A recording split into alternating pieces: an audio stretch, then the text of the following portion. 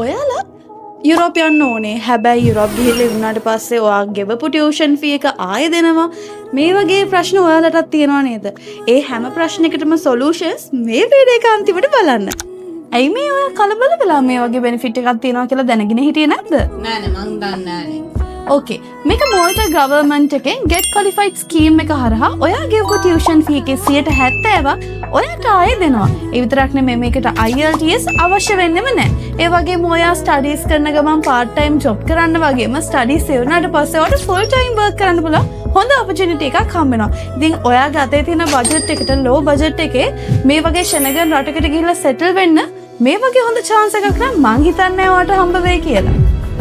So මේ field එකේ more than 14 years experience තියෙන lead international අපි ඔයාගේ Malta යන dream එකත් reality එකක් කරලා දෙන්න අපි ready වෙලා ඉන්නවා.